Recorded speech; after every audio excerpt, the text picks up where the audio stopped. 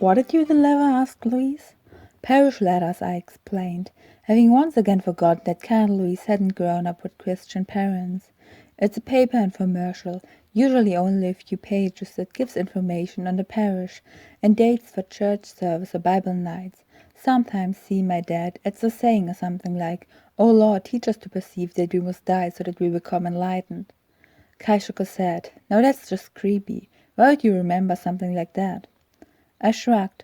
It's not like I'm doing it on purpose. It's just what happens when your dad also just happens to be a pastor. For example, if my dad was a restaurant owner instead, I'd smell of hamburgers and French fries. As things are, I only smell of musty churches and parish letters. I pretended to be sniffing at my jacket sleeve, as if I'd actually collected a bad smell from my latest visit at church.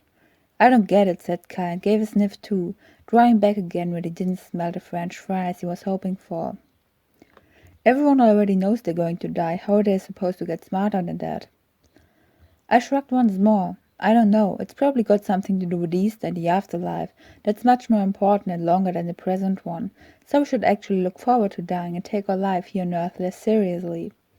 Kai and Louise did not seem convinced, and I decided that it would be for the better if I stopped reading into my dad's parish letters with topics probably entirely unfit for a 9-year-old girl. Then we drove back to the mountain. It was a joyful affair, very much opposed to the grueling journey upwards. We arrived at a market square with disheveled hair and red-reddened faces. There was only one more street we would have to cross, until we'd be right on our way towards the parsonage. We waited for a gap in the surprisingly strong traffic flow and quickly went over to the other side. Then, right as we wanted to get going, I noticed something unusual. Chapter 15, in which we find a cave, but not what we're looking for. A bird strutted over the sidewalk, not all that far away from us. Our presence clearly didn't bother him, as he kept jumping forward, always stopping for a second to snatch something off the floor before continuing his journey. He walked in a surprisingly straight line, for a bird anyway, as if he was following a man-made trail of something. Wait a second, I called, and walked over for a closer study, a startled Kai holding onto my bike. I closed the distance between me and the bird to maybe 1 meter. He noticed me and flew away. My surprise approach had left him unable to pick up the thing he wanted to pick up, and so I finally saw. It was a small lead kernel. I picked it up, and yes, Kai, we were right along. I found a piece of puffed rice. Wait, really? He said, letting go of both my bike and a scooter, leaving them to crash onto the ground. He briefly considered the small chaos he left in his hurry, but then seemed to decide against picking them up again. No, he just left them laying on the street, and ran towards me and my singular kernel of puffed rice.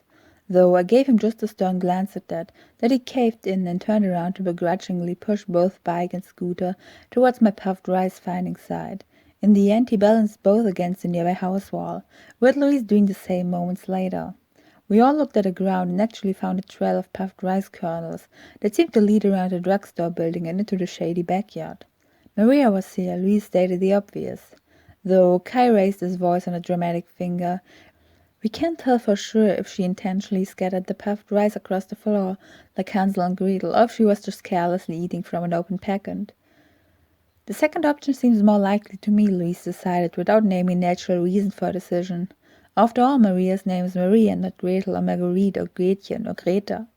Now stop it, I spoke up in defense of our self-appointed master detective. You're making fun of Kai all the time. It's grating on my nerves. Louise giggled and Kai focused his attention back on the floor. We stopped fooling around and followed the trail back into the dim backyard. The building was barely 20 meters apart from a wall of bare rock that towered 50 meters into the skies. We weren't alone. A man stuffed pieces of trash into a trash can. He looked very old and tired. An AG truck parked right in front of the wall, so close that it would have taken a mouse to pass through the gap between the dark, wet stone of the mountain and the metal of the truck. The man wasn't successful in his attempts at cleaning up the drugstore's backyard. The entire place was covered in further trash, old newspapers, empty cans, wrapping paper and candy wrappers, random pieces of plastic, and even some old bricks. I was starkly reminded of the footrail leading up to Mr. Full's house during the last adventure. Only it seemed like this place lacked Mr. Full to take care of the littering. There was a splintered plastic bucket, and a crumpled piece of newspaper was stuck beneath one of the back tires.